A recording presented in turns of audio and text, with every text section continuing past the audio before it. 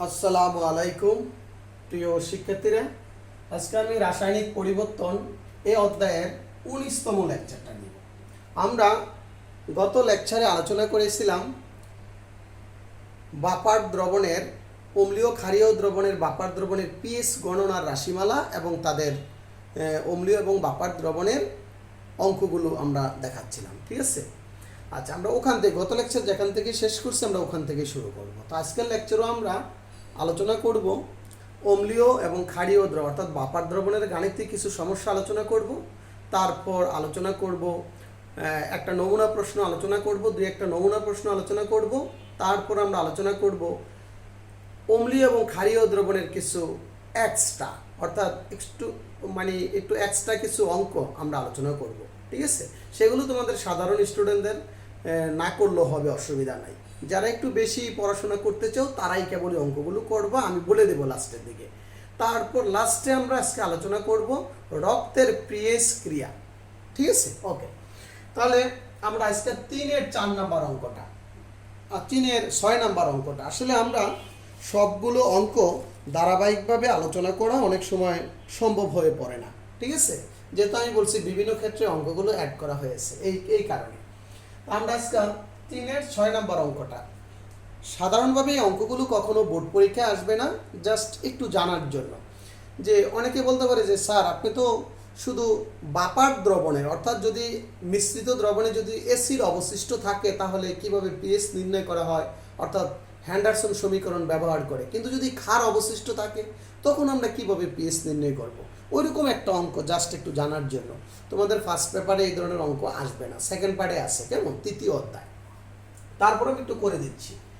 প্রত্যেক বছর স্টুডেন্ট আমাকে বলে যে স্যার তাহলে এই অঙ্কগুলো কিভাবে করবো যদি ক্ষার অবশিষ্ট থাকে। তাদের জন্য শুধু 20 ml 0.25 মোলার অ্যাসিটিক অ্যাসিড আর 50 ml 0.25 মোলার সোডিয়াম হাইড্রোক্সাইড, একই ঘনমাত্রার দুইটা, একটা অ্যাসিড একটা ক্ষার আছে, কেমন। আর বলছি যদি একই ঘনমাত্রা না থাকে তাদেরকে 1 মোলার করে নিতে হবে। কিভাবে করতে হবে যে গত ক্লাসে আমরা তোমাদের দেখাইছি। তাহলে দেখো আমরা এই দুইটা দ্রবণের যে এই দ্রবণের যে অ্যাসিড আছে আর এই দ্রবণের যে ক্ষার আছে তাদের মধ্যে বিক্রিয়া ঘটাবো। তাহলে এটার 1 মোল এটার 1 মোলের সাথে বিক্রিয়া করে 1 মোল লবণ তৈরি করে। তাহলে যেহেতু এটা 1:1 অনুপাতে বিক্রিয়া, তাহলে এটার 25 ml ঠিক এটার 25 ml প্রশমিত করবে। যেটা গত ক্লাসে কিন্তু আমরা লিমিটিং বিক্রিয়ক দেখাইছি ক্ষার, আজকে আমরা লিমিটিং বিক্রিয়ক দেখাবো অ্যাসিড। ঠিক আছে, তাহলে মিশ্রণে অবশিষ্ট ক্ষারের পরিমাণ কত থাকবে? 50 থেকে 20 প্রশমিত হয়ে গেলে 30 ml 0.25 মোলার ক্ষার অবশিষ্ট থাকবে। তাহলে এখানে লিমিটিং বিক্রিয়া হচ্ছে অ্যাসিড, তাহলে মিশ্রণের প্রকৃতিটা কি হবে? ক্ষারীয়। এটা কিন্তু বাপার দ্রবণ হবে না।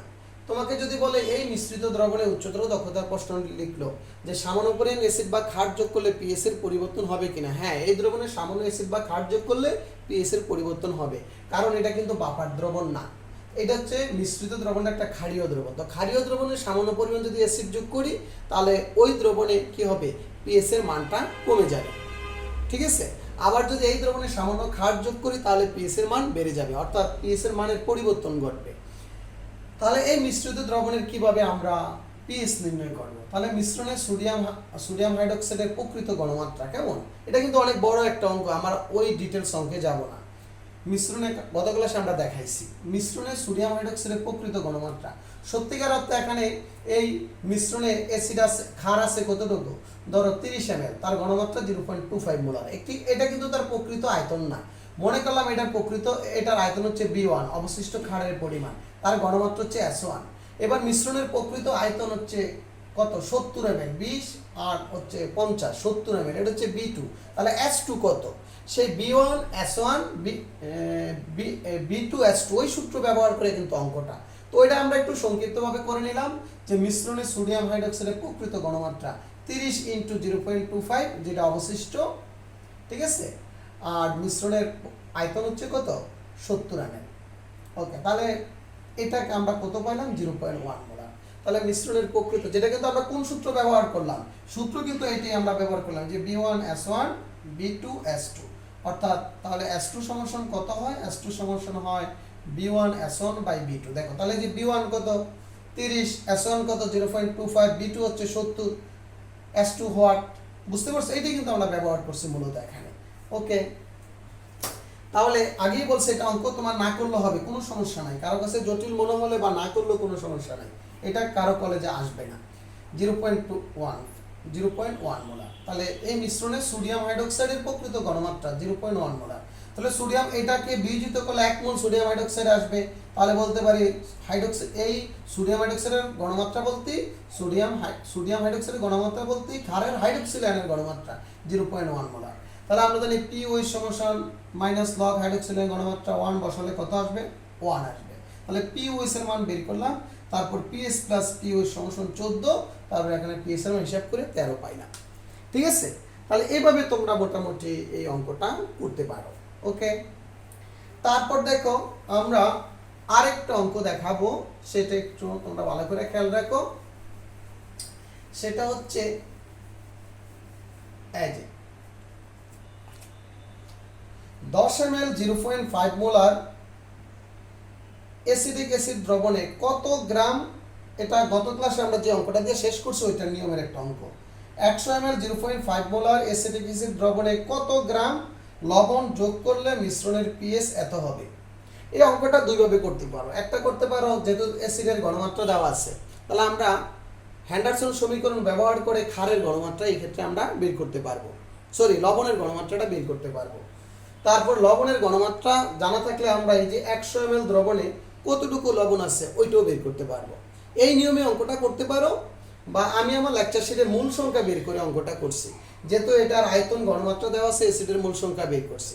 তো এবার একইভাবে আমরা ক্ষারের মূল সংখ্যা বের করতে পারবো হ্যান্ডারসন সমীকরণ ব্যবহার করে। তারপর মূল সংখ্যাটাকে তার আণবিক ভর দ্বারা গুণ দিলে আমরা গ্রামে তার পরিমাণটা পেয়ে যাব, যে নিয়মে করো অঙ্কটা। কেমন? তাহলে আমি লেকচার শিটে যেভাবে আছে এই নিয়মে করে দিই অঙ্কটা। তাহলে 6-1 নম্বর অঙ্কটা কি হবে, আমরা আগে অ্যাসিডের ঘনমাত্রাটা বের করে নিব। কেমন? আচ্ছা, CH3COOS এত এর ঘনমাত্রা না, মূল সংখ্যা বের করে অঙ্কটা করি। মূল সংখ্যা, তো এত এর মূল সংখ্যা কত তোমরা জানো কত? 100 ইনটু 0.5 ভাগ কত? 1000 SB বাই 1000। কেমন? তার মূল সংখ্যাটা বের করে নিলাম। তার মূল সংখ্যা বের হলো 0.05 মোল। ওকে, এবার আমাদের হ্যান্ডারসন সমীকরণটা ব্যবহার করব। আমরা জানি পিএইচ সমান PK প্লাস লগ, যেহেতু মূল সংখ্যা বের করছে তাহলে মূল সংখ্যা দিয়ে করব। কেমন? লবণের মূল সংখ্যা, কেমন? লবণ, আর হচ্ছে কত? অম্ল, অম্ল।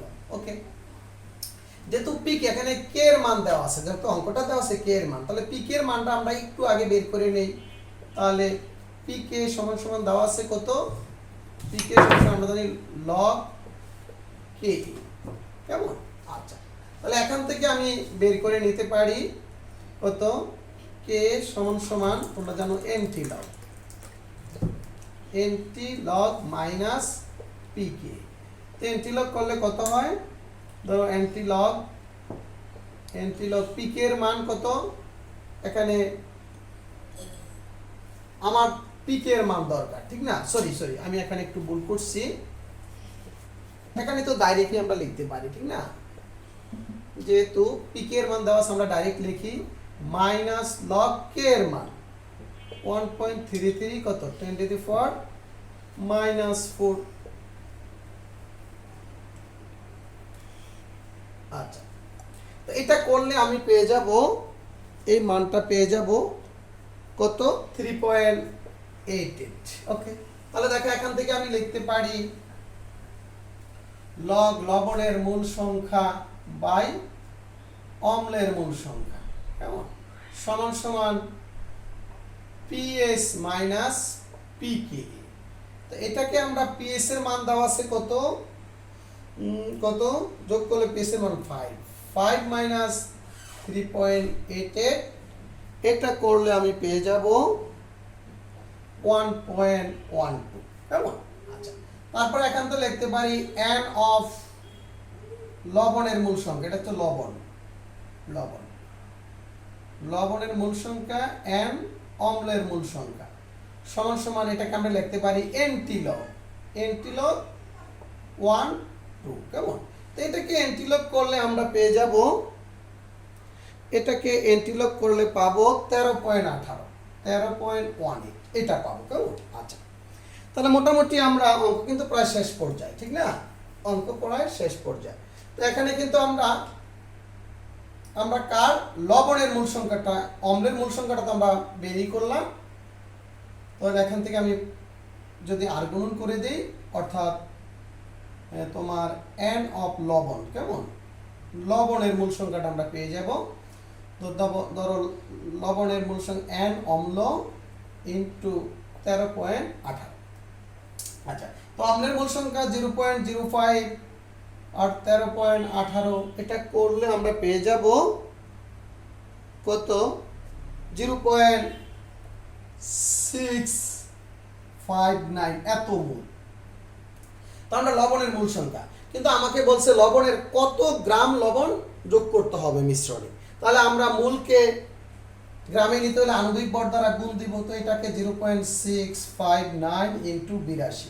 সোডিয়াম, এই যে এটার আণবিক ভর CH3COO, হিসাব করে দেখো, এত এর আণবিক ভর হচ্ছে 82। ঠিক আছে, যদি আমার লেকচার শিটে 8 দেওয়া আছে, 2টা ওঠে নাই, তোমরা একটু দেখে নিও। 82, তো 82 দিয়ে গুণ দিলে আমি কত পেয়ে যাব? আমি এটা গ্রামে চলে আসবে, এটা চলে আসবে কত? তোমার 54.03 গ্রাম। তাহলে মোটামুটি হয়ে গেল। তাহলে আমাকে কতটুকু লবণ যোগ করতে হবে? 54.03 গ্রাম লবণ যোগ করতে হবে। বুঝতে পারছো? তো মোটামুটি বেশি একটা জটিল না, তোমরা যদি একটু খেয়াল করো। আবার এই অঙ্কটা আমি অ্যাসিডের গণমাত্রা দেওয়া ছিল, আমরা লবণের গণমাত্রা ব্যবহার করে অঙ্কটা করতে পারতাম। অর্থাৎ লবণের গণমাত্রা ব্যবহার করে আমরা যদি লবণের গণমাত্রা বের করতাম লাস্টে এই সূত্র দিয়ে, W ইন্টু 1000 n ইন্টু বি, এই সূত্র ব্যবহার করে কিন্তু আমরা অঙ্কটা করতে পারতাম। বিকল্প নিয়মে অঙ্কটা আমরা করতে পারতাম। যেহেতু অ্যাসিডের গণমাত্রা দেওয়া আছে, লবণের গণমাত্রা বের করব। লবণের গণমাত্রা বের করলে কত? ওই 100 ml দ্রবণে কত আমরা এখান থেকে আমি ডব্লুর মানটা বের করতে পারতাম, SMB বাই কত? 1000। তাহলে এই নিয়মে আমরা অঙ্কটা করতে পারতাম। বুঝতে পারছো? আচ্ছা, একই রেজাল্ট হতো। এরপরে আরেকটা অঙ্ক দেখো, এই যে এটা একটা উদ্দীপক, 0.1 মোলার অ্যাসিডিক অ্যাসিডের একটা দ্রবণ দেওয়া আছে। প্রথমে এখানে দুইটা অঙ্ক দিয়েছি, দ্রবণের পিএইচ কত। তো দ্রবণের পিএইচ তোমরা তো জানো, বাইর করতে পারবো, তার আমি দেখাইছি। 2 নম্বর অঙ্কটা দিয়েছে দ্রবণের আয়তনে, দ্রবণের আয়তন, সরি, এই দ্রবণের আয়তন যদি 1 লিটার হয়, তাহলে কত গ্রাম লবণ যোগ করলে মিশ্রিত দ্রবণের পিএইচ 5 হবে? কত গ্রাম যোগ করলে মিশ্রিত দ্রবণের পিএইচ 5 হবে? কেমন? আচ্ছা, তাহলে এই অঙ্কটাও তুমি মূল সংখ্যা বের করে, মূল সংখ্যা করতে পারবা না, মূল সংখ্যা বের করে অঙ্কটা করা যাবে, অসুবিধা নাই। কিন্তু আমরা এটা যেহেতু অ্যাসিডের গণমাত্রা দেওয়া আছে, তাহলে আমরা লবণের গণমাত্রা বের করে অঙ্কটা করব। আর যদি বলে প্রথম অঙ্কটা দ্রবণের পিএইচ কত, এটা তো একেবারে সহজ, আমরা আগে এগুলো করছি। দুর্বল অ্যাসিডের কিভাবে পিএইচ নির্ণয় করতে হয়, এটা হচ্ছে দুর্বল অ্যাসিডের বিয়োজন। তাহলে হাইড্রোজেনের গণমাত্রা √K × C, যেহেতু এর গণমাত্রা দেওয়া আছে 0.1, ওকে। তারপর এটার মান আমি বসালাম 1.33 × 10⁴, অর্থাৎ মানগুলো বসে হাইড্রোজেনের গণমাত্রা বের করলাম, তারপর পিএইচ এর সূত্র বসে অঙ্ক করলাম, কত? 2.33। তারপর এখন আমরা যে অঙ্কটা করব সেটা হচ্ছে আমরা দ্বিতীয় অঙ্কটা করব, যে দ্রবণের আয়তন 1 লিটার হলে, ধরো এই দ্রবণের আয়তন যদি 1 লিটার অর্থাৎ 1000 মিলিলিটার হয়, তাহলে এই দ্রবণে, একটু আগে যে অঙ্কটা করছে হুবহু কাছাকাছি অঙ্কই, তাহলে এই দ্রবণে কত গ্রাম অ্যাসিড লবণ যোগ করলে এই দ্রবণের পিএইচ এর মান কত হবে? পিএইচ এর মান 5 হবে। আগের অঙ্কটাই, অঙ্কটা প্রায় 99% একই অঙ্ক। তো আগেটা যেহেতু আমি মূল সংখ্যা বের করে করছি, এই অঙ্কটা আমি বের করব কি দ্বারা? এই অঙ্কটা আমি বের করব গণমাত্রা ব্যবহার করে। তাই তোমার আরেকটা অঙ্কের নিয়ম হয়ে গেল, নাহলে কিন্তু আমি অঙ্কটা করতাম না। তাহলে এটা হচ্ছে 6 এর 3 নম্বর অঙ্ক। তাহলে দেখো, আমি ডাইরেক্ট লিখবো হ্যান্ডারসন সমীকরণ থেকে। আমরা জানি পিএইচ সমান PK প্লাস লবণের গণমাত্রা, কেমন, বাই অম্লের গণমাত্রা। তুমি কিন্তু মূল সংখ্যা ব্যবহার করে অঙ্কটা করতে পারবা। যেহেতু আমাকে কে দেওয়া আছে, তাহলে পিকে এর মানটা আমি একটু বের করে নেই। পিকে সমান মাইনাস লগ কে এ, তো মাইনাস লগ কে এর মান কত? 1.33 × 10⁻⁴, এটা করলে পাবো 3.88। ঠিক আছে, 3.75,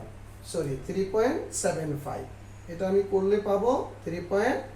75। ওকে, তারপর আমরা এখান থেকে লিখব লগ লবণ, লবণের গণমাত্রা বাই কত, অম্লের গণমাত্রা সমান সমান পিএস মাইনাস পিকে।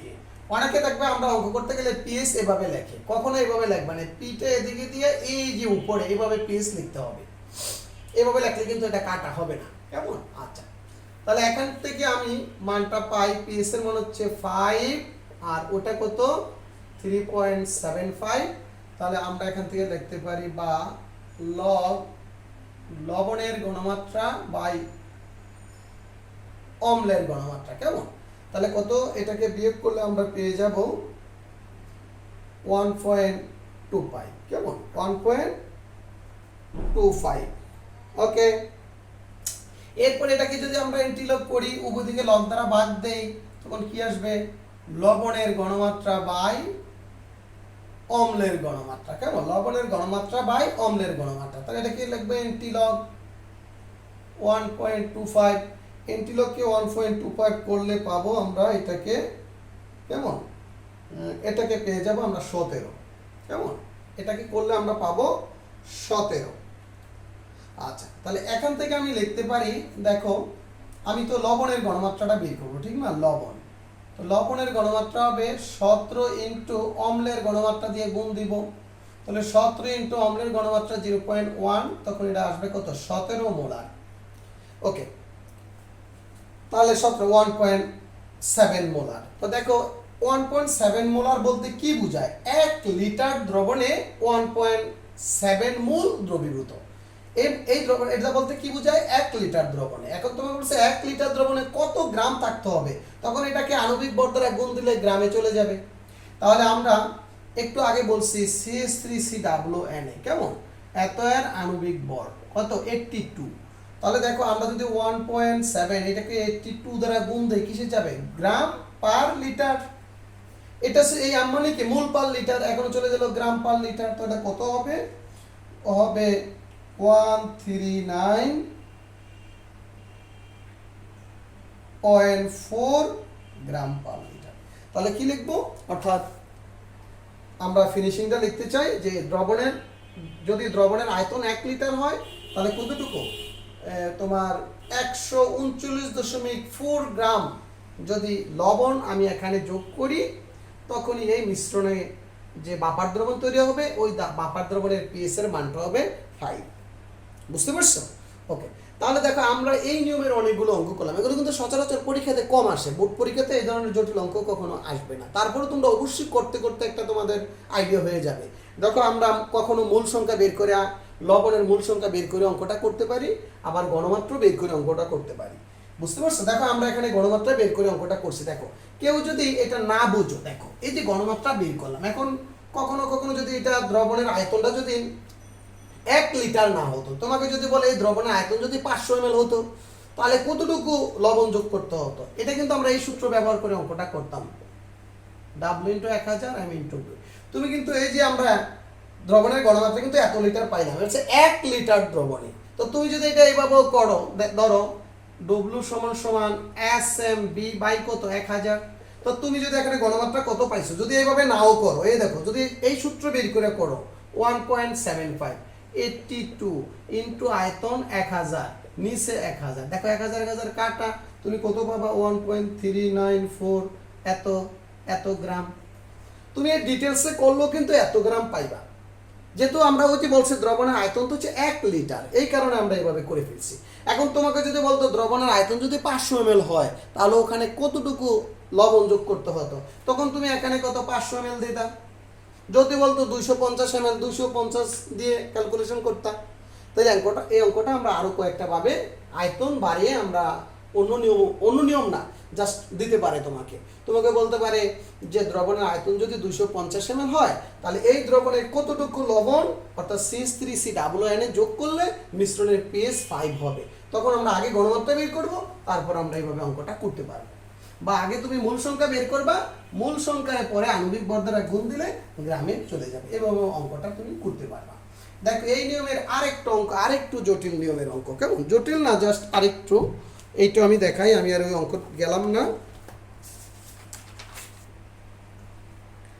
দেখো একটা অঙ্ক আছে, এই যে অঙ্কটা, এগুলো আসার মতো না অঙ্ক।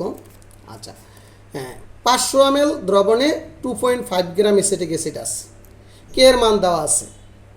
অ্যাসিড দ্রবণের পিএস কত, যেহেতু গণমাত্রা দেওয়া নেই আগে আমি অ্যাসিডের গণমাত্রা বের করবো 1 নম্বর অঙ্কটা করার জন্য। দেখো গণমাত্রা S সমান W × 1000 M × V, এই যে গণমাত্রা পেয়ে গেলাম 0.083, এটা দিয়ে আমি 1 নম্বর অঙ্ক করতে পারবো, অর্থাৎ ওই যে হাইড্রোজেন আয়নের গণমাত্রা √K × C, ঠিক আছে, ওই যে ওইটা দিয়ে আমরা করতে পারবো, একটু আগে যে অঙ্ক করছি ওই নিয়মে।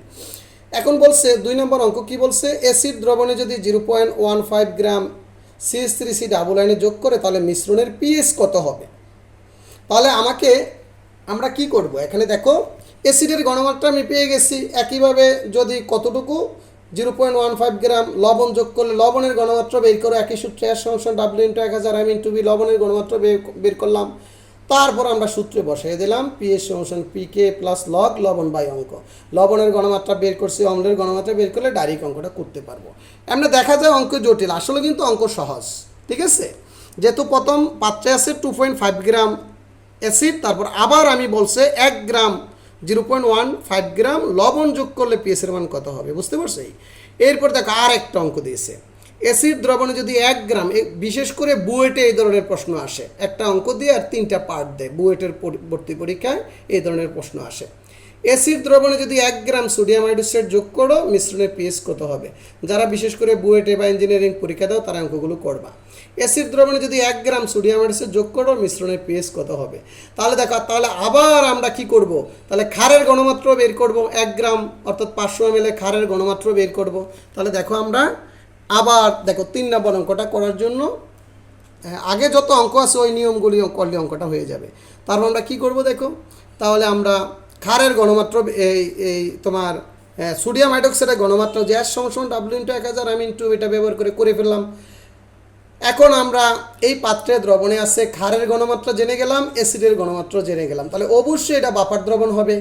তারপরেও যে তাদের দেখো অ্যাসিডের গণমাত্রা আমরা এখানে কত পাইছি, অ্যাসিডের গণমাত্রা আমরা পাইছি 0.083, আর ক্ষারের গণমাত্রা পাইলাম কত 0.05। তো তাদেরকে গণমাত্রাটা 1 করে ফেলবো, যেটা আমরা গত ক্লাসে আমরা বুঝাইছি, গণমাত্রাকে আয়তন দ্বারা গুণ দিলে 1 হয়ে যাবে। দেখো আমরা গণমাত্রাকে আয়তন দ্বারা গুণ দিয়েছি, দেখো 41.5 গ্রাম 1 মোলার অ্যাসিটিক অ্যাসিড, আবার 500 ml 0.5 molar sodium hydroxide, 25 ml 0.1 molar sodium hydroxide. এবার বিক্রিয়া করলাম, লিমিটিং বিক্রিয়া হচ্ছে, দেখো কে লিমিটিং বিক্রিয়া, দেখো দুইটাই কত, একটা হচ্ছে 41 আর একটা হচ্ছে কতটুকু 41 আর 25। তাহলে আমরা অবশ্যই এখানে ক্ষারটা লিমিটিং বিক্রিয়া, ক্ষার শেষ হয়ে যাবে, অ্যাসিড কতটুকু থাকবে, অ্যাসিড থাকবে 16.5 ml। যেহেতু তাদের গণমাত্রা 1 অর্থাৎ 1 হয়ে গেছে, তাহলে এই আয়তনের আয়তনটাই হবে গণমাত্রার অনুপাত। তারপর সূত্রে বসিয়ে দিয়ে অঙ্কটা করে ফেললাম, ঠিক আছে। এইটা একটু জটিল অঙ্ক। তারপর আমরা নেক্সট অঙ্কে চলে যাব, কেমন। আমি এরপরে যে অঙ্কগুলো করব জাস্ট এগুলো একটু এক্সট্রা, এগুলো তোমাদের ম্যাক্সিমাম স্টুডেন্ট, অনেক স্টুডেন্ট না করলেও হবে, অসুবিধা নেই। যারা একটু ইন্টারেস্টেড বোধ মনে করো তারা অঙ্কগুলো করতে পারো, তবে খুব মজার অঙ্ক আছে এগুলো, কেমন। তোমরা সহজ হলে তোমাদের কাছে যদি সহজ মনে তোমরা করবা, জটিল হলে বাদ দিয়ে দিবা, ঠিক আছে, যতটা পারো করবা। দেখো এরপরে যে অঙ্কগুলো লিখছি আমি এদের নাম দিচ্ছি এক্সট্রা, তোমরা মনে চাইলে করতে পারো, না করলে কোনো সমস্যা নেই, কেমন। তবে কিছু জিনিস আবার এখানে অ্যাডমিশন টেস্টের জন্য বারবার বললাম, অনেক ইম্পর্টেন্ট, এক নজর সবাই দেখবো। অঙ্ক কিন্তু খুব জটিল কিছু না, খুব মজার অঙ্ক, তুমি দেখো, ঠিক আছে। আচ্ছা, তাহলে তোমাকে যদি বলে 250 ml 0.5 মোলার হাইড্রোক্লোরিক অ্যাসিড দ্রবণের পিএইচ কত, তাহলে তুমি মনে করবা যেহেতু এটা তীব্র অ্যাসিড, জলীয় দ্রবণে সবটাই আয়নিত হয়, তো সুতরাং এর পিএইচ নির্ণয় করতে গেলে আয়তনের কোনো দরকার নেই, বুঝতে পারছো। তাহলে তোমাকে যদি বলে 0.5 মোলার দ্রবণের পিএইচ কত, তুমি জানো এটা হাইড্রোক্লোরিক অ্যাসিড, জলীয় দ্রবণে সবটাই আয়নিত হয়, তাহলে 0.5 মোল কত আয়নিত হয়ে কতটুকু হবে, 0.5 মোলারই হবে। তাহলে পিএইচ কত হবে, অর্থাৎ পিএইচ সমান মাইনাস লগ 0.5, ঠিক আছে। তাহলে এটা কত হবে, 0.5 হলে যা হয় তাই, কেমন। তা 0.1 ছিল, কেমন 0.1। তাহলে এটা কত হবে, যদি এটা 0.1, এটা 0.1 হবে, এটা 0.1, তবে কত 1, এইটাই। তাহলে এই ধরনের যদি কোনো অঙ্ক থাকে, আয়তন দেওয়া থাকে, আমার আয়তনটা আসবে না। এখন তোমার যদি ধরো এইটি পরীক্ষাতে দিয়ে দিত, তুমি কিন্তু পারতা না, তুমি তো 250 ml ব্যবহার করে চিন্তা করতা। তো মনে হয় যে কোনো দ্রবণে যদি আয়তন দেওয়া থাকে, আয়তনটা কোনো কাজে লাগাবো না। একইভাবে যদি ক্ষারীয় দ্রবণ হতো, তাহলে আগে যদি এটা সোডিয়াম হাইড্রোক্সাইড হতো, আগে আমি পিওইচ বার করতাম, তারপর পিএস প্লাস পিওইচ সমান 14, এটা তুমি বিয়োগ দিয়ে আমি পিএস বের করতাম, ঠিক আছে? ওকে, ওই সূত্র ব্যবহার করে আমি পিএস বের করতাম। আচ্ছা, এবার আসো আরেকটা অঙ্ক। 11-2 250 ml সালফিউরিক অ্যাসিড দ্রবণে 5 গ্রাম সালফিউরিক অ্যাসিড দ্রবীভূত, পিএস কত? অর্থাৎ 250 ml দ্রবণে 5 গ্রাম দ্রবীভূত। তাহলে তুমি গণমাত্রা কিন্তু বের করতে হবে, গণমাত্রা বের না করতে পারলে তো আমরা অঙ্ক করতে পারবো না। তাহলে আমরা এটা কি করব? একটা সূত্র আছে, আমরা জানি W × 1000 M × এই সূত্র দিয়ে আমি গণমাত্রা বের করব। তো কত গ্রাম আছে? 5 গ্রাম 1000 × 250, আণবিক ভর কত? 98, সালফিউরিক অ্যাসিড আণবিক 98, আয়তন হচ্ছে 250। তাহলে এটা করলে আমরা কত পেয়ে যাব? এটা করলে পাবো আমরা 0.204 এত মোলার। এখন দেখো সালফিউরিক অ্যাসিড, এই সালফিউরিক অ্যাসিড কিন্তু জলীয় দ্রবণে দুইটা আমার হাইড্রোজেন আয়ন দেয় যখন সে জলীয় দ্রবণে AQ+, কেমন? AQ+। তাহলে এখানে হাইড্রোজেন আয়নের গণমাত্রা, তাহলে আমরা পিএস সমান কত হবে? পিএস সমান মাইনাস লগ S+। তাহলে এখানে আমরা S+ আয়নের গণমাত্রা কত হবে? S+ আয়নের গণমাত্রা হবে 2 × 0.204, ঠিক আছে? তাহলে এটা কত হবে দেখো, তাহলে এটাকে যেহেতু এটা সালফিউরিক অ্যাসিড, এর গণমাত্রাকে 2 দিয়ে গুণ দিলে 0.408, তাহলে আমরা এখানে করলে আসবে মাইনাস লগ 0.408। ওকে, এটা করলে যত আসে এতটুকু আসবে, তাহলে 0.38। ওকে, এত। তাহলে এই ধরনের অঙ্ক আমরা আশা করি পারব। এগুলো কিন্তু পরীক্ষাতে একেবারে কম আসে, আমি আজও কখনো আসতে দেখিনি, খুব কম, শুধু অ্যাডমিশন টেস্ট ছাড়া কোনো কারণ নিজেদের ব্যক্তিগত কলেজেও আসতে আমি দেখিনি। 250 ml 0.01 মোলার HCl দ্রবণ লঘু করে 500 ml করা হলো, অর্থাৎ এই একটা দ্রবণ, এর ভিতরে পানি যোগ করলো, পানি যোগ করার পরলে অবশ্যই যদি এই দ্রবণের ভিতরে লঘু করে 500 ml, অর্থাৎ আয়তন যখন বাড়াবে গণমাত্রা কমে যাবে, তাহলে এর পিএস কত হবে? তাহলে দেখো এই অঙ্কটা প্রাথমিক আয়তন ধরো B1 ছিল 250 ml, আর গণমাত্রা S1 কত? 0.01 মোলার। তাহলে এবার পরিবর্তিত আয়তন কত? 500 ml করা হলো, 500 মিলিলিটার। তাহলে পরিবর্তিত গণমাত্রা S2 হোয়াট? তাহলে আমরা জানি B1 S1 B2 S2, তাহলে S2 সমান B1 S1 বাই কত? B2। তাহলে কত? 250 × 0.01 বাই কত? B2 500। তাহলে আমরা কত পেয়ে গেলাম? তাহলে আমরা এখানে গণমাত্রা হবে 5 × 10⁻³ 5 × 10⁻³ এত মোলার। তাহলে এইটাই মূলত হচ্ছে কি, যেহেতু হাইড্রোক্লোরিক অ্যাসিড জলীয় দ্রবণে 1 মোল হাইড্রোজেন আয়ন দেবে, তো এইটাই হবে S+ আয়নের গণমাত্রা 5 × 10⁻³ মোলার। এবার আমরা পিএস করব, অর্থাৎ পিএস সমান মাইনাস লগ হাইড্রোজেন আয়নের গণমাত্রা, অর্থাৎ 5 × 10⁻³ এটা করলে যা আসে তাই, অর্থাৎ 3.30 এটাই অ্যান্সার। কেমন? তাহলে মোটামুটি এই ধরনের অনেক অঙ্ক আমার এখানে সম্ভবত টোটাল এই বাপার দ্রবণ এবং এক্সট্রা অঙ্ক মিলে আছে 61টা অঙ্ক আছে। কেমন? তো এই 61টা অঙ্ক তো মূলত 8-10টা অঙ্ক করলে এনাফ, যেগুলো 3 স্টারের অঙ্ক, তোমরা ওগুলো করলে হবে, সর্বোচ্চ 2 স্টার, 1 স্টার যারা পারো করবা। আর বুঝতে পারছো?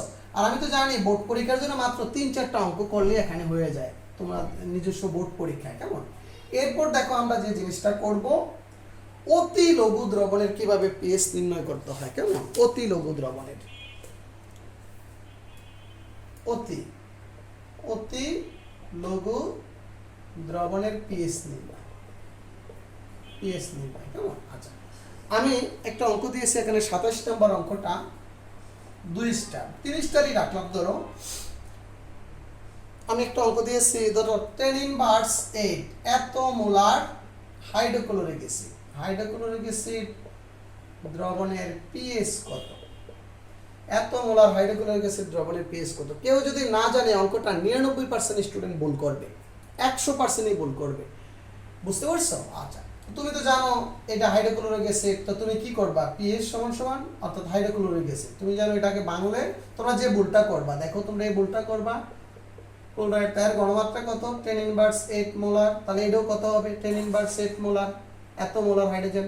তারপর তুমি কিন্তু পিএস করে দিবা, অর্থাৎ পিএস সমান সমান মাইনাস লগ 10⁸ মোলার, তাহলে পিএস এর মান 8 আসবে। তুমি তো অ্যান্সার দিবা 8 এ, আসলে এটা কিন্তু 8 হবে না।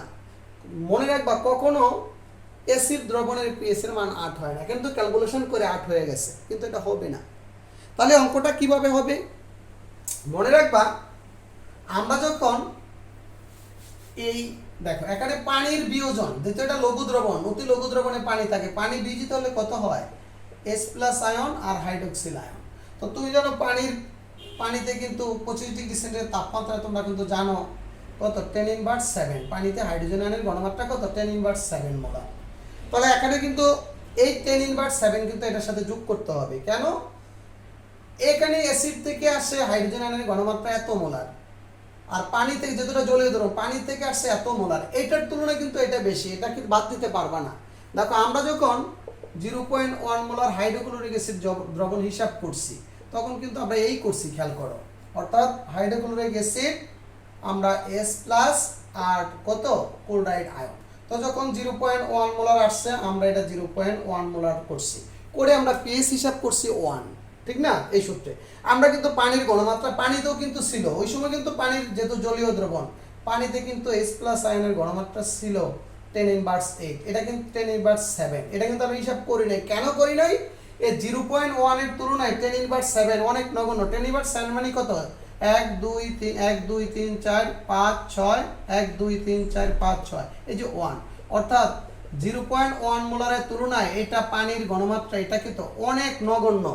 যার কারণে আমরা যখন 0.1 0.2 0.3 বা এগুলো হিসাব করি, বা এইটা পর্যন্ত 0.1 বা 0.001 এগুলো যখন হিসাব করি, আমরা এই এদের মান এটার তুলনায় অনেক বেশি, বা এদের তুলনায় এদের মান অনেক নগণ্য, বা 0.1 এর তুলনায় মানটা অনেক নগণ্য, এই কারণে এটা কাউন্টে আসে না। বুঝতে পারছো? এটা কাউন্টে আমরা ধরি নাই। কিন্তু এখন কিন্তু তুমি অবশ্যই কাউন্ট করতে হবে, যেহেতু এখন পানির থেকে যে H+ আয়ন আসছে সেটা কিন্তু অ্যাসিড থেকে বেশি। তাহলে এখানে হাইড্রোজেন আয়নের টোটাল হাইড্রোজেনের কেমন টোটাল হাইড্রোজেন আয়নের ঘনমাত্রা কত হবে? 10⁻8 প্লাস কত 10⁻7, যোগ করার দরকার নেই, ডাইরেক্ট সূত্রে বসায় দাও। পিএইচ সমান সমান মাইনাস লগ 10⁻8 প্লাস কত 10⁻7, ক্যালকুলেটর দিয়ে চাপ দিলে একবারই চলে আসবে, কেমন 6.95, এটাই অ্যান্সার। বুঝছো? তাহলে অতি লঘু দ্রবণ, অর্থাৎ যখন 10⁵, সাধারণত 10⁵ এর নিচের দ্রবণগুলি আমরা অতি লঘু দ্রবণ বলি, অর্থাৎ 10⁵ বা 10⁶, 7 এর উপরে গেলেই সাধারণত তুমি পানির ঘনমাত্রাটা যোগ করি অঙ্কটা করা ভালো, বা 10⁵ অতিক্রম করলে। বুঝতে পারছো? 10⁵ পর্যন্ত তুমি এই নিয়মে করলে অসুবিধা না, যেহেতু 10⁵ পর্যন্ত কিন্তু নিরপেক্ষ, কিন্তু 10⁵ এর উপরে গেলেই কিন্তু অবশ্যই কি পানির ঘনমাত্রাটা যোগ করে তোমাকে অঙ্কটা করতে হবে। ইভেন কি 10⁵ গেল, 5 এর উপরে গেলেও তুমি যোগ করে অঙ্কটা করাই নিরাপদ। বুঝতে পারছো? একইভাবে দেখো, যদি তোমাকে আসে 10⁻8 মোলার, ধরো তোমাকে আরেকটা আসছে, আমি আরও কয়েকটা দেখাই। যেমন তোমাকে যদি বলে, আমি আর গেলাম না, হ্যাঁ, তোমাকে যদি বলে এই অঙ্কটা 10⁻9 এত দ্রবণের পিএইচ নির্ণয় করো, তাহলে অবশ্যই পানিটা যোগ করে সহ করে নিতে হবে, কেমন পানিটা যোগ করে তারপর অঙ্কটা করতে হবে। বুঝতে পারছো? পানিতে যে হাইড্রোক্সিল আয়ন আসবে ওইটা কাউন্ট করে অঙ্কটা করতে হবে। তারপর আরও কিছু অঙ্ক আমরা দেখাবো। দেখো, আরেকটা নতুন নিয়মের অঙ্ক, এগুলো আমি সেকেন্ড ইয়ারেও তোমাদের আছে, 3য় অধ্যায়, তারপরে একটু করে নিব। সেটা হচ্ছে একই জাতীয় মিশ্রণের পিএইচ নির্ণয়, একই জাতীয় দ্রবণের পিএইচ নির্ণয়, মিশ্রিত দ্রবণের পিএইচ নির্ণয়। একই জাতীয় মিশ্রিত দ্রবণের পিএইচ নির্ণয়, হয় অ্যাসিডীয় না হয় ক্ষারীয়, একই জিনিসের। তুমি অ্যাসিডীয়টা পারলে ক্ষারীয়টা পারবা, অসুবিধা নাই, কেমন? আচ্ছা, তাহলে 0.1 মোলার হাইড্রোক্লোরিক অ্যাসিড এবং 0.1 মোলার হাইড্রোক্লোরিক অ্যাসিড দ্রবণের পিএইচ নির্ণয়, অর্থাৎ 0.1 মোলার হাইড্রোক্লোরিক অ্যাসিড এবং 0.5 মোলার হাইড্রোক্লোরিক অ্যাসিড দ্রবণের পিএইচ নির্ণয়। তাহলে কীভাবে তুমি এটার পিএইচ করবা, কেমন? তোমাকে তাহলে হাইড্রোক্লোরিক অ্যাসিড যখন বিয়োজন করবে 0.1 মোলার, এটা বাংলা কত 0.1 আসবে, এটাও করলে কত 0.5 আসবে। তাহলে মিশ্রণের টোটাল হাইড্রোজেন আয়নের ঘনমাত্রা 0.1 প্লাস 0.5 0.6, অর্থাৎ পিএইচ সমান এত। ওকে, বুঝতে পারছো? কিন্তু তুমি আলাদা আলাদা পিএইচ বের করে যোগ করলে কিন্তু ভুল হবে। তুমি যদি মনে করো এটার পিএইচ বের করবা 0.1 এর আবার এটারও 0.1 এর পিএস বের করে, এটা কিন্তু ভুল হবে, ঠিক না? তাহলে এটা হবে সঠিক রেজাল্ট, এভাবে করতে হবে। কেমন? মিশ্রিত দ্রবণে। এখন আসলে একটু ভিন্ন, এটা হচ্ছে একটু জটিল। কিভাবে করবা? একইভাবে ক্ষারীয়টা একইভাবে করবা। কেমন? ক্ষারীয় হলে হাইড্রোক্সিল আয়নে যোগ করবা, তারপর পিওএস বাইর করবা, তারপর পিএস প্লাস পিওএস 14 এই সূত্র ব্যবহার করে তুমি পিএস বাইর করবা। একটা জানলে আরেকটা পারা যায়। ধরো এটা একটু ভিন্ন। 10 ml 0.5 মোলার ধরো হাইড্রোক্লোরিক অ্যাসিড, ওকে, আর 20 ml 0.3 মোলার হাইড্রোক্লোরিক অ্যাসিড। এখন বললো মিশ্রিত দ্রবণের পিএস কত। এখানে কিন্তু তুমি যদি ধরো 0.5 আর 0.3 যোগ করে অঙ্কটা করো, এটা কিন্তু হবে না, কারণ এই দুইটা দ্রবণ মিশালে কিন্তু আয়তন বাড়বে। যেমন 10 ml তার ঘনমাত্রা হচ্ছে 0.5, মিশালে কিন্তু আয়তন 30 ml হবে, তো আয়তন বেড়ে গেলে ঘনমাত্রা কমে যাবে, তাহলে এটারও ঘনমাত্রা কমবে, এটারও ঘনমাত্রা কমবে মিশালে, উভয় মিশ্রণেরই ঘনমাত্রা কমে, তারা মিশ্রণের একটা ঘনমাত্রা আসবে। তো মনে রাখবে, এগুলো যদি স্বাভাবিক নিয়মে অঙ্কগুলো করতে যায় অনেক বড়, ছোটোখাটো টেকনিক ব্যবহার করে অঙ্কটা করব। মনে রাখবা, মিশ্রিত দ্রবণের ঘনমাত্রা একটা সূত্র আছে, বিএস সমান সমান B1 plus B2 B1 S1 plus B2 S2 dot dot কত BN SN, মানে যতটা পাত্রের দ্রবণ থাকবে এই সূত্র ব্যবহার করে আমরা অঙ্ক করব। এটা হচ্ছে মিশ্রণের আয়তন, এটা হচ্ছে মিশ্রণের ঘনমাত্রা, এটা হচ্ছে প্রত্যেক পাত্রের দ্রবণের আয়তন ঘনমাত্রা। তো দেখো আমরা এই যে সূত্রটা ব্যবহার করছি, যদি আমি লেকচার শিটে এভাবে ব্যবহার করছি, সূত্রটা ব্যবহার করিনি, কিন্তু হিসাবটা আমি এখানে দিয়েছি, আর লেকচার শিটে একটু ভুল আছে, আমি একটু দেখাই দেব। ধরো 31 নম্বর অঙ্কটা, তাহলে BS সমান B1 S1 B2 S2, তাহলে S সমান B1 S1 B2 S2 by B2। এবার প্রত্যেকের মান বসালাম। দেখো এটা হচ্ছে একটা এ পাত্রের দ্রবণের 10 0.5 20 0.5 30 ঘনমাত্রা পেয়ে গেলাম। তো যেহেতু এটা কি হাইড্রোক্লোরিক অ্যাসিড, তা হাইড্রোক্লোরিক অ্যাসিডে কয়টা H+ আয়ন আসবে? একটা, এই কারণে এই ঘনমাত্রারই হাইড্রোজেন আয়নের ঘনমাত্রা, তাহলে আমরা পিএস এর সূত্র হলে মান বসালাম 0.43। আচ্ছা, যদি এটা যদি এরকম হতো, এটা যদি সালফারিক অ্যাসিড না, এটা যদি এই হতো, তখন আমি অঙ্কটা কিভাবে করতাম বুঝছো? তখন অঙ্কটা করার হচ্ছে, দেখো তুমি জানো এই সালফারিক অ্যাসিড বাংলায় দুইটা হাইড্রোজেন আয়ন আসবে। কয়টা হাইড্রোজেন আয়ন আসবে? দুইটা হাইড্রোজেন আসবে। তাই এর ঘনমাত্রাকে এই যে S2, কেমন, এই ঘনমাত্রাকে কতটা গুণ দিবা? তুমি 2 দিয়া গুণ দিয়ে দিবা এখানে, বুঝছো? এখানে ঘনমাত্রায় কতটা গুণ দিবা? 2 দা গুণ দিবা। তুমি তো যেহেতু সালফারিক অ্যাসিড, তখন কিন্তু সবগুলো কি একই জাতীয় হয়ে যাবে। তখন এখানেও একটা H+ আয়ন, এখানে দুইটারে কিন্তু 2 দিয়ে গুণ দিছি, তখন সবাই কি H+ আয়ন হয়ে যাবে। তখন সরাসরি যে মানটা আসবে এটি হাইড্রোজেন আয়নের ঘনমাত্রা আসবে। যদি একাধিক অ্যাসিড হয়, সবরে এক বানিয়ে নিবা। আবার যদি এটা যদি নাইট্রিক অ্যাসিড হতো SNO3, কোনো সমস্যা নাই, এটার থেকে একটা H+ আয়ন আসবে, এটার থেকে দুইটা, এটার ঘনমাত্রা 2 দিয়ে গুণ দেব, কোনো সমস্যা নাই।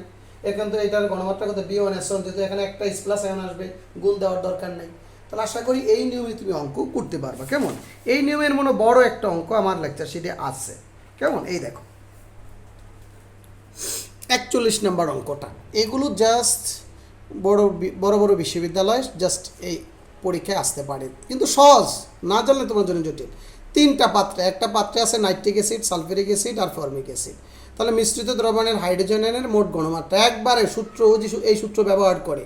তাহলে দেখো প্রথম পাত্রেটা কত 20 × 0.1, দ্বিতীয় পাত্রটাতে সালফারিক অ্যাসিড, দেখো তার ঘনমাত্রা 0.52 2 দা গুণ দিছি, আর ফর্মিক অ্যাসিডের কত 3 দা গুণ দিছি। দেখো তো এখানে 3টা হাইড্রোজেন আয়ন আসবে। ওকে, দেখো একটা পারলে খুব সহজ, আর এটা যদি বড় নিয়মে করি অনেক বিশাল বড় অঙ্ক হবে। ঠিক আছে? আচ্ছা, তাহলে আমরা আরো কয়েকটা অঙ্ক তোমাদের দেখাবো, খেয়াল করো। দেখো তাহলে যদি 32 নম্বর অঙ্কটা, একটা দুর্বল অ্যাসিড আর একটা সবল অ্যাসিড, বলে মিশ্রিত দ্রবণের পিএইচ কত? মিশ্রিত দ্রবণের পিএইচ কত? এটা কে এর মান দেওয়া আছে। তাহলে আমরা দুর্বল অ্যাসিডের পিএইচ এর হাইড্রোজেন আয়নের ঘনমাত্রা আমি বের করব। কিভাবে নির্ণয় করে আমরা জানি, অসহল লৌহকরণ সূত্র ব্যবহার করে করতে হয়। হাইড্রোজেন আয়নের ঘনমাত্রা বের করলাম, আর অ্যাসিডের তো সরাসরি বের করলাম। তারপর আমি টোটাল হাইড্রোজেন আয়নের ঘনমাত্রা এটা যোগ করলে এটা আসে, তাহলে পিএইচ এর মান 0.9। তবে মনে রাখো, আমরা যা সাধারণত দুর্বল অ্যাসিডের যে পিএইচ হাইড্রোজেনের ঘনমাত্রা, এটা অনেক সময় নেগলেক্সি করি, আমরা বাদ দিয়ে দিই, অর্থাৎ এটার সাপেক্ষে আর ঘনমাত্রাটা খুবই কম বিয়োজিত হয় মিশ্রিত দ্রবণে।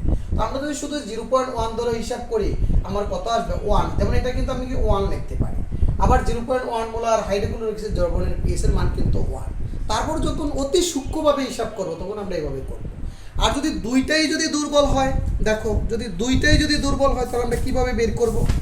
যদি দুইটাই দুর্বল হয় মিশ্রিত, এই যে যেমন এই যে একটা দেখো 33 নম্বর অঙ্কটা 0.1 মোলার ফর্মিক অ্যাসিড আর অ্যাসিডিক অ্যাসিড, এই দ্রবণের পিএইচ কত। তো দুইটাই আমরা কি করব, দুইটারই হাইড্রোজেন আয়নের ঘনমাত্রা আমি একবারে করে দিলাম, দেখো একবারে সূত্র টোটাল, এই যে দুইটারই আমি একবারে বা আলাদা আলাদা করে তুমি H+ আয়নের ঘনমাত্রা বসিয়ে বের করে সূত্র বসিয়ে বের করে অঙ্কটা করতে পারো, ঠিক আছে। এভাবে আমরা ডাইরেক্ট খুব দ্রুত করে ফেললাম, কেমন। আর একটা অঙ্ক করে আজকে আমি বিশেষ করে অঙ্কের পর্বটা শেষ করব। দেখো খুব মজার একটা অঙ্ক, সেটা হচ্ছে একবার এটা একটা অ্যাডমিশন টেস্টে আসছে অঙ্কটা, আমি ওখান থেকে অ্যাড করছি। 0.3 মোল কত তোমার অ্যাসিডিক অ্যাসিড একটা পাত্রে আছে, আর একটা পাত্রে 0.1 মোল অ্যাসিডিক অ্যাসিডের লবণ। এভাবে তোর পরীক্ষাতে আসে না, ওখানে প্রশ্ন আকারে আসছে যে 0.3 মোলার অ্যাসিডিক অ্যাসিড ও 0.3 মোলার অ্যাসিডিক অ্যাসিডের লবণের মিশ্রণে যদি 0.1 মোলার সোডিয়াম হাইড্রোক্সাইড যোগ করে তখন দ্রবণের পিএইচ কত হবে। অর্থাৎ এটা একটা বাপার দ্রবণ, এই বাপার দ্রবণে কি আছে, এত মোল অ্যাসিড আর 0.1 মোল অ্যাসিডের লবণ। এখন এই মিশ্রণে যদি 0.1 মোল সোডিয়াম হাইড্রোক্সাইড যোগ করে তো পিএইচ কত হবে, পিকে এর মান দেওয়া আছে। তো খুব টেকনিক্যালি একটা অঙ্ক আমি তোমাদের বুঝিয়ে দিচ্ছি, সেটা হচ্ছে পিএইচ শোষণ পিকে প্লাস লবণের মোল সংখ্যা বাই অম্লের মোল সংখ্যা। এটার মান কত দেওয়া আছে 4.78, পিকে এর মান লব। দেখো এখানে লবণের সাথে আমি 0.1 যোগ করছি, অ্যাসিড থেকে 0.1 মাইনাস করছি। এটা কেন করলাম আগে অঙ্কটা করে নিই, তারপর বুঝিয়ে দিই। অর্থাৎ লবণের সাথে আমি যোগ করলাম 0.1 মোল আর অ্যাসিড থেকে 0.1 মোল বিয়োগ করলে কত আছে 0.1 লব 0 অর্থাৎ 4.7। আচ্ছা কেন আমি এই লবণের মূল সংখ্যা তাকে 0.1 যোগ করছি আর অ্যাসিড থেকে বিয়োগ করছি, দেখো বিক্রিয়াটা দেখো। আমরা ইতিমধ্যে আগে যে অঙ্ক করছি, আমরা শর্টকাট টেকনিকে অঙ্কটা করছি, বাংলা কথা লিখলে অনেক বড় অঙ্ক হবে, যেহেতু এটা অ্যাডমিশন টেস্টের অঙ্ক যত সহজে করা যায়। তাহলে এটা হচ্ছে অ্যাসিডিক অ্যাসিড, না সরি, এই যে দ্রবণের মধ্যে যখন তুমি ক্ষার যোগ করছো, ক্ষারটা কার সাথে বিক্রিয়া করবে, লবণের সাথে বিক্রিয়া করবে না, করবে হচ্ছে অ্যাসিডের সাথে বিক্রিয়া করবে, লবণ আর পানি তৈরি হবে। তাহলে তুমি আছে কত 3 মোল লবণ আর তুমি যোগ করছো 0.1, তাহলে 0.1 দ্বারা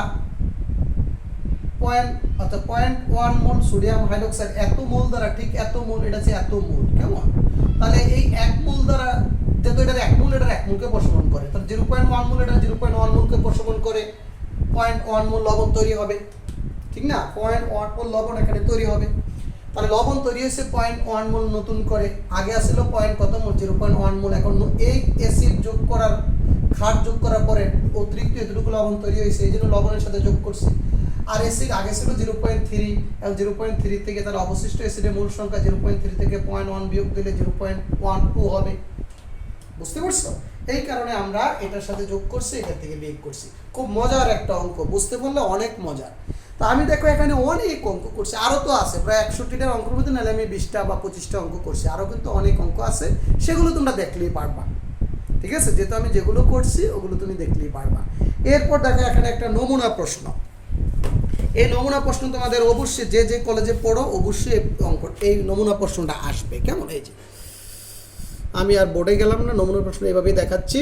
এই যে একটা পাত্রে 10 ml 0.1 molar acidic acid, 4 ml 0.1 molar sodium hydroxide. আমার লেকচার শিটের 3 নাম্বার অঙ্কটা দিয়ে উদ্দীপকটা সাজাইছি, কেমন। তাহলে তো কী কী হতে পারে, এ পাত্রে পিএইচ নির্ণয় করো, শিটের এক্সাম্পল যেটা 4 নাম্বার আমি লিখেছি। যাই হোক এইটা আমরা পারবো, ঠিক না। 1 নং পাত্র অর্থাৎ 0.1 মোলার অ্যাসিডিক অ্যাসিড দ্রবণের পিএইচ কত, কে এর মান দেওয়া আছে। তারপর উদ্দীপকের মিশ্রিত দ্রবণের পিএইচ নির্ণয় করো, এইটাও আমরা করাইছি, যেটা অনেক অনেক ইম্পর্টেন্ট যে অঙ্কটা আমরা করছি। তারপর উচ্চতর দক্ষতার অঙ্ক আরেকটা আছে, উদ্দীপকের মিশ্রিত দ্রবণে, অঙ্ক না জাস্ট উদ্দীপকের মিশ্রিত দ্রবণে সামান্য অ্যাসিড বা ক্ষার যোগ করলে পিএইচের কোনো পরিবর্তন হবে কি না। ওকে, তাহলে দেখো এই স্টুডেন্টরা কীভাবে লিখবে, আমি এই উচ্চতর দক্ষতার প্রশ্নটা আমি উত্তরটা করে দিয়েছি, কেমন। তোমরা এখানে আমি উত্তরটা সুন্দর করে দিয়েছি, কিভাবে সে উচ্চতর দক্ষতার প্রশ্নটা অ্যান্সার দেবে, যে উদ্দীপকের মিশ্রিত দ্রবণের নির্মূল বিক্রিয়া ঘটায়। তো যাই হোক আমি আর সবটা গেলাম না, কেমন। অর্থাৎ বাপার দ্রবণের ক্রিয়া কৌশলটা সুন্দর, সবার কাছে তো লেকচার শিট আছে, ঠিক না, তোমরা দেখে নিবা। দেখো যে আরেকটা উদ্দীপক 20 ml 0.1 মোলার এসে দুর্বল অ্যাসিড, 15 ml 0.1 মোলার MOH তীব্র ক্ষার, এটা দিয়ে কিন্তু আমি তোমাদের উদ্দীপক করে বাপার দ্রবণ তৈরি করছি। তাহলে কে এর মান দেওয়া আছে, তাহলে একই প্রশ্ন আগের মতো পূর্বের ন্যায় প্রশ্ন, এ পাত্রে দ্রবণের পিএইচ নির্ণয় করো, মিশ্রিত দ্রবণের পিএইচ নির্ণয় করো, মিশ্রিত দ্রবণের সামান্য অ্যাসিড বা ক্ষার যোগ করলে পিএইচ এর কোনো পরিবর্তন হবে কিনা বিশ্লেষণ করো, এভাবে আসতে পারে। সর্বশেষ আজকে আমরা তোমার যে রক্তের পিএইচ ক্রিয়া, সেটা খুবই খুবই ইম্পর্টেন্ট, সেটা দিয়ে আজকে আমরা লেকচারটা শেষ করব। দেখো, মানুষের রক্তের পিএইচ ক্রিয়া, এটা অনুধাবনমূলক প্রশ্নে আসে পরীক্ষাতে, আবার এটা দিয়ে সৃজনশীল হয়, আমি তোমাদের দেখাবো। তবে এইবার মেডিকেলে এখান থেকে একটা প্রশ্ন আসছে, আমার লেকচার শিটের প্রথম লাইনটা পড়লে এটা পেয়ে যাবা, ঠিক আছে, যে মানুষের রক্তের পিএইচ ক্রিয়া। দেখো, আমাদের রক্ত প্রথমেই মনে রাখবা, এটা এমসিকিউর জন্য খুবই ইম্পর্টেন্ট। রক্তের পিএইচ, এটা তোমরা 19 পড়েছো, রক্তের পিএইচ 7.4, অর্থাৎ তাহলে রক্ত সামান্য ক্ষারীয়। তাহলে রক্তটা হচ্ছে কি সামান্য ক্ষারীয়। তো আমরা অনেক সময় অ্যাসিড জাতীয় বিভিন্ন ধরনের উপাদান খাই, বিশেষ করে টক জাতীয় উপাদান, লেবুর রস খাই, তেঁতুলের রস খাই, ভিনেগার খাই, তাহলে আমাদের এখান থেকে তো প্রচুর পরিমাণ অ্যাসিডীয় দ্রবণ আমাদের রক্তে শোষিত হয়, তাহলে তো পিএইচের মানটা তো কমে যাওয়ার কথা। আবার অনেক সময় বিভিন্ন ইনজেকশনের মাধ্যমে আমাদের ক্ষারীয় জাতীয় উপাদান রক্তে শোষণ ঘটে বা অ্যাসিড জাতীয় উপাদান আসে বিভিন্ন ওষুধের মাধ্যমে, তাহলে আমরা তখন এই রক্তের পিএইচ মানটা কিভাবে নিয়ন্ত্রণ করে সেটি আমরা দেখব। তো রক্তের ভিতরে 3টা উপাদান থাকে যেটা বাপার ক্রিয়ায় অংশগ্রহণ করে। আমরা শুধু একটাই দেখাবো, তোমাদের ইন্টারমিডিয়েটের লেকচার সিলেবাসে একটা মাত্র আছে, একটাই দেখাবো, সেটা হচ্ছে ফসফেট। এটাও সে বাপার আয়ন, বাপার দ্রবণ হিসাবে কাজ করে, অর্থাৎ বাপার দ্রবণ যেভাবে পিএইচের মান নিয়ন্ত্রণ করে সেও করে। বাইকার্বনেট, যেটা কার্বনিক অ্যাসিড, আমাদের রক্তে কার্বনিক অ্যাসিড আছে, সেটা বাইকার্বনেট বাপার সিস্টেম হিসাবে ক্রিয়া করে। আবার আমাদের রক্তে যে প্রোটিন আছে, এই প্রোটিনটাও বাপার ক্রিয়ায় অংশগ্রহণ করে। অর্থাৎ সম্মিলিতভাবে এই 3টা উপাদানই আমাদের রক্তের বাপার ক্রিয়ায় অংশগ্রহণ করে। এর মধ্যে আমরা বাইকার্বনেট বাপার ক্রিয়াটা দেখাবো। ধরো, তাহলে প্রথমেই এমসিকিউর জন্য, রক্ত হচ্ছে ক্ষারীয় প্রকৃতির, রক্ত ক্ষারীয় প্রকৃতির, পিএইচ এর মান 7.4। এইবার মেডিকেলে যেটা আসছে যে রক্তে কোন বাপার সিস্টেম, তাহলে একটা আসছিল বাপার বাইকার্বনেট বাপার সিস্টেম, যে রক্তে বাইকার্বনেট বাপার সিস্টেম আছে, তারপর প্রোটিনও আছে, আর প্রোটিন হচ্ছে ক্ষার জাতীয়, কেমন ক্ষারক জাতীয় প্রোটিন, আর হচ্ছে ফসফেট, কেমন, আচ্ছা এরা হচ্ছে, সবাই কিন্তু আমাদের রক্তের যে বাপার সিস্টেম রয়েছে ক্ষারীয় বাপার সিস্টেম, রক্তের বাপার সিস্টেম হচ্ছে ক্ষারীয় বাপার সিস্টেম, প্রোটিনও ক্ষারীয় বাপার সিস্টেম, বাইকার্বনেটও ক্ষারীয় বাপার সিস্টেম, ফসফেটও ক্ষারীয় বাপার সিস্টেম। দেখো, তাহলে আমাদের কোনো কারণে যদি আমরা রক্তে, ধরো কি হয়, হঠাৎ করে আমরা একটু অ্যাসিড জাতীয় উপাদান, ধরো একটু অধিক পরিমাণে লেবুর রস খেয়ে ফেলছি, তাহলে লেবুর রস খাইলে রক্তে কোন আয়ন আসবে, বাড়তি H+ আয়ন আসবে। H+ আয়ন আসলে কিন্তু আমাদের পিএইচ এর মান কমে যাবে, কিন্তু না, আমাদের রক্তে যে কার্বনিক অ্যাসিড আছে, এই কার্বনিক অ্যাসিড এভাবে থাকে, রক্তে কার্বনিক অ্যাসিড হিসাবে থাকে না, এভাবে থাকে, এ বাইকার্বনেট আয়ন হিসাবে থাকে। এটা কিন্তু একটা ক্ষারীয় উপাদান। এই বাইকার্বনেট বা ফসফেট, প্রোটিন, এরা সব ক্ষারীয় উপাদান, কারণ তারা একটা প্রোটন গ্রহণ করতে পারে, প্রোটন গ্রহণ করে তারা কার্বনিক অ্যাসিডে পরিণত হয়, এই কারণে তারা ক্ষারীয়। তো যাই হোক, এই বাইকার্বনেট আয়ন আমাদের রক্তে থাকে, তখন রক্তে যখন আমাদের অতিরিক্ত পরিমাণ কোনো অ্যাসিড জাতীয় উপাদান আসে, তখন সে ওই অ্যাসিড জাতীয় রক্তের যে উপাদানটা আছে, অতিরিক্ত যে H+ আয়ন আছে, এর সাথে বিক্রিয়া করে সে কার্বনিক অ্যাসিড তৈরি করে। বুঝতে পারছো?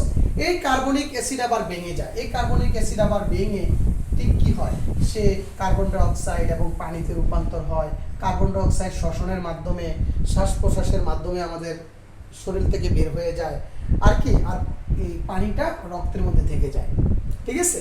তাহলে রক্তে যদি সামান্য অ্যাসিড আসে, তাহলে বাইকার্বনেট আয়ন তাকে প্রতিহত করে, অর্থাৎ অতিরিক্ত H+ আয়নটা বাইকার্বনেটের সাথে সংযুক্ত হয়ে অ্যাসিড তৈরি করে। এই অ্যাসিডটা আবার ভেঙে কার্বন ডাই অক্সাইড এবং পানিতে রূপান্তর হয়, কার্বন ডাই অক্সাইড শ্বসনে নির্গত হয়।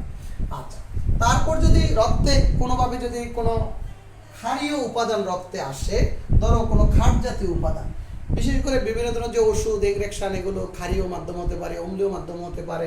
ধরো ক্ষারীয় মাধ্যমে একটা OH আয়ন, তোমাকে কিছু ক্ষার জাতীয় উপাদান রক্তে শোষিত হয়েছে, তখন এটা সে কি নিয়ন্ত্রণ করে, দেখো, এই যে উৎপন্ন অ্যাসিড কিছু পরিমাণ ভেঙে যায়, ভেঙে কার্বন ডাই অক্সাইড পানিতে রূপান্তর হয়, আবার কিছু পরিমাণ অ্যাসিড এই ক্ষারটাকে নিয়ন্ত্রণ করে।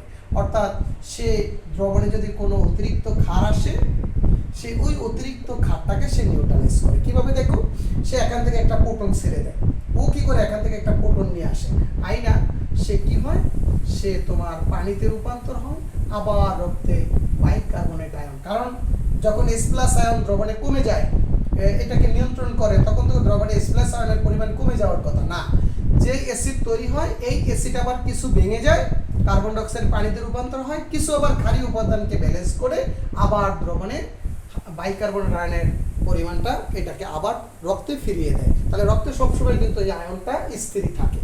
তাহলে রক্ত এভাবে তার নিজের যে বাইকার্বনেট আয়ন বা বাইকার্বনেট বাফার সিস্টেম প্রক্রিয়ার মাধ্যমে আমাদের রক্তে কোনো অ্যাসিড বা ক্ষার জাতীয় উপাদান আসলে এই বাইকার্বনেট আয়ন নিজস্ব আন্তঃক্রিয়া দ্বারা সে পিএইচ মানটা রক্তের নিয়ন্ত্রণ করে।